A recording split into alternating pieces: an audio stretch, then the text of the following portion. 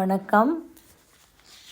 நம்ம இன்றைக்கி பார்க்க போகிறது என்னென்னா, மனோமய கோஷாவை பற்றி பார்த்துட்டோம் ஆல்ரெடி. எப்படி மனோமய கோஷா அஃபெக்ட் ஆகுது, அதனால் அனாஹத் சக்கரா எப்படி அஃபெக்ட் ஆகுது, அதனால் கல்யாணம் ஆனதுக்கப்புறம் கூட ஒரு மனுஷனுடைய வாழ்க்கை எப்படி மாறுது, எப்படி சரி செய்யலான்றதை பற்றியெல்லாம் நம்ம ஓரளவுக்கு நம்ம பார்த்துருக்கோம். புரிஞ்சிச்சுன்னா உங்களுக்கு ஈஸியாகவே இது புரிஞ்சிடும்.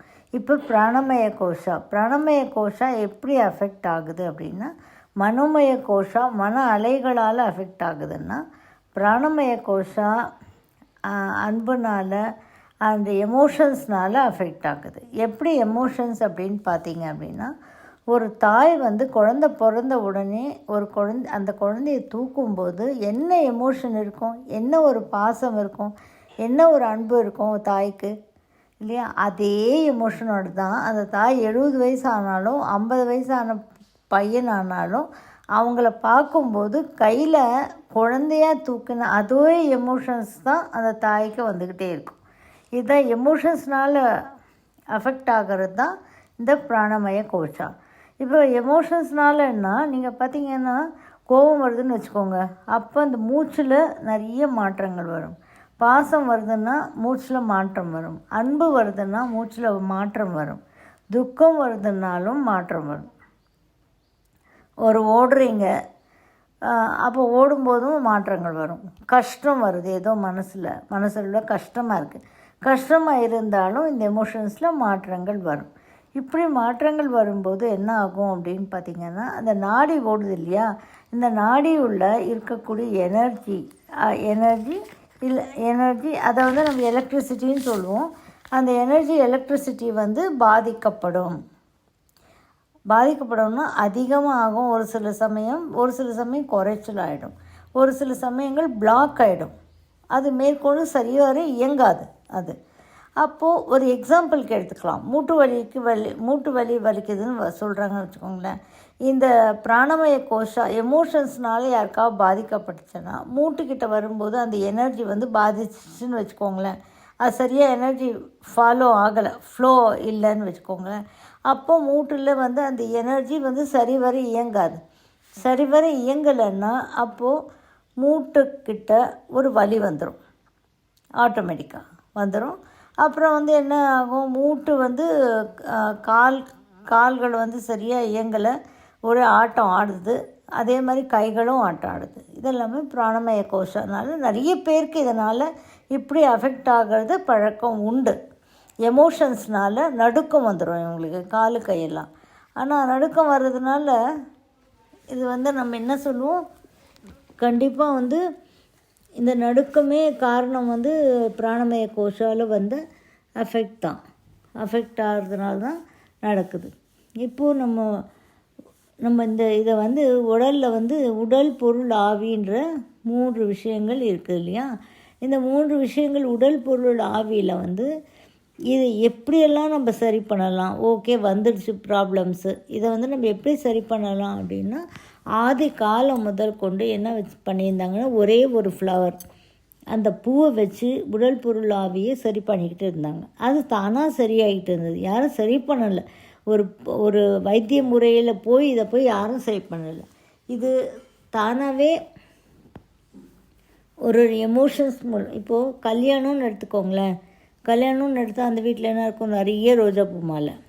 அதே மாதிரி இறந்துட்டாங்க எங்கன்னா அங்கேயும் நிறைய ரோஜாப்பூ மாலை. இப்போ கல்யாணம் ஒரு எமோஷன், இறந்துறது ஒரு எமோஷன். இங்கே என்ன ஆகுது, பிராணமய கோஷம் பாதிக்கப்படுது. அதனால் அதையெல்லாம் சரி பண்ணுறதுக்கு தான் ரோஜாப்பூ மாலைகளை ஆதி காலம் முதலே போட்டுக்கிட்டு வந்திருக்காங்க. அது நமக்கு தெரியாமல் என்னவோ மாலையெல்லாம் போடுறோம். ஆனால் ரோஜா மாலை தான் நல்ல உகந்த ஒரு மாலைன்னு சொல்கிறாங்க. இப்போது அந்த மாதிரி சொல்லும்போது, இப்போ இதில் உடல் பொருள் ஆவியை சரி பண்ணணும் அப்படின்னா என்ன பண்ணணும், நம்ம ரோஜாப்பூ வேணும்.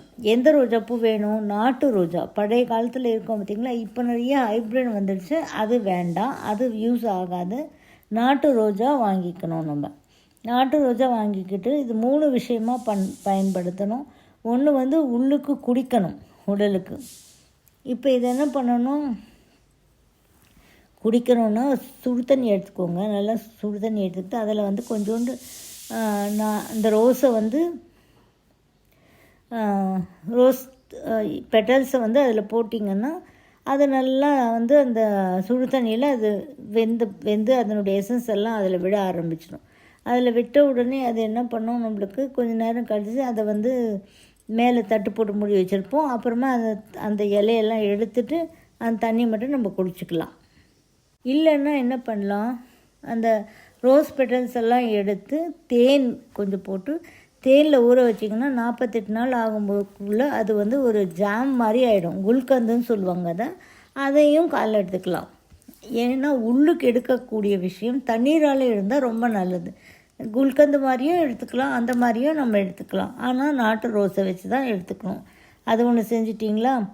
ரெண்டாவது என்ன பண்ணணுன்னா, அது 2-3 நாள் முன்னாடியே தேங்காய் எண்ணெய் கொஞ்சம் எடுத்துக்கிட்டு அதில் நிறைய பெட்டல்ஸ் எல்லாம், இந்த ரோஸ் பெட்டல்ஸ் எல்லாம் போட்டு சிம்மில் வச்சு அடுப்பில் நல்லா கொதிக்க விடணும். சிம்மில் நல்லா கொதிக்கும்போது இந்த ரோஸ் பெட்டல்ஸ் எல்லாம் கலர் மாற ஆரம்பிச்சிடும். கலர் மாற ஆரம்பிச்சோன்னே எடுத்து அப்படியே வச்சிடணும். அன்றைக்கி நைட் ஃபுல்லாக அதிலே ஊறிக்கிட்டு இருக்கும்.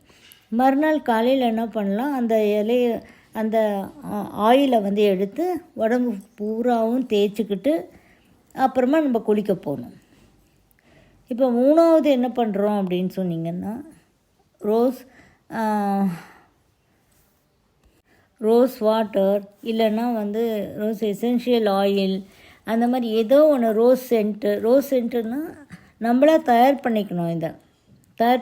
ஏன்னா கெமிக்கல் இல்லாமல் இந்த நாட்டு ரோஜாவை போட்டு நம்ம ப்ரிப்பேர் பண்ணிக்கக்கூடிய ரோஸ் வாட்டராக இருந்தாலும் ஸ்ப்ரே நம்ம உடம்பு குளிச்சுட்டு வந்தப்புறம் உடம்பு பூரா ஸ்ப்ரே பண்ணிக்கணும். ஒன்று குடிக்கணும், குளிக்கிறதுக்கு வந்து உடம்பு மேலே தேய்ச்சிக்கணும், வந்ததுக்கப்புறமா உடம்பு மேலே ஸ்ப்ரே பண்ணிக்கணும். இல்லை அப்படின்னா ரோஸ் எசென்ஷியல் ஆயில் கிடைக்கிது, அதனால வாங்கிக்கோங்க. ஆனால் அது கூட அவ்வளோ வந்து அட்வைசபிள் இல்லை. நம்ம செஞ்சுக்கிறது மட்டும்தான் ரொம்ப யூஸ்ஃபுல்லாக இருக்கும். இந்த மாதிரி நம்ம செஞ்சுக்கும் போது என்னென்னா உடல் பொருள் ஆவி 3மே நம்ம வந்து சரி பண்ண ஆரம்பிச்சிடுறோம். அப்போ பிராணமய கோஷாவால் அஃபெக்ட் ஆகிருக்கக்கூடிய பிரச்சனைகள், பல பிரச்சனைகள் சரியாக ஆரம்பிச்சிட்டோம்.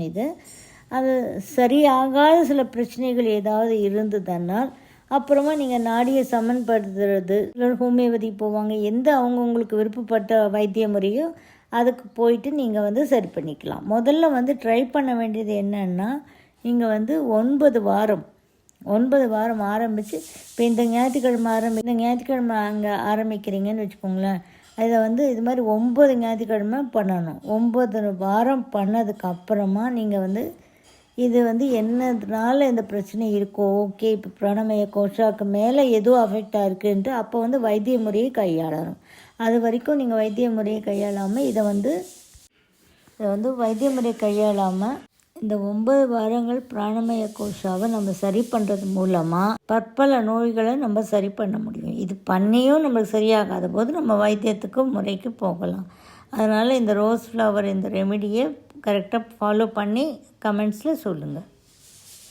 தேங்க்யூ ஃபார் வாட்சிங். இந்த வீடியோ உங்களுக்கு பிடிச்சிருந்தால் லைக் பண்ணுங்கள், ஷேர் பண்ணுங்கள், கமெண்ட் பண்ணுங்கள், சப்ஸ்கிரைப் பண்ணிக்கோங்க, பெல் ஐக்கான் ப்ரெஸ் பண்ணிக்கோங்க. ஸோ தட் நாங்கள் போடுற எந்த வீடியோவும் மிஸ் பண்ணாமல் உங்களுக்கு நோட்டிஃபிகேஷன் வரும்.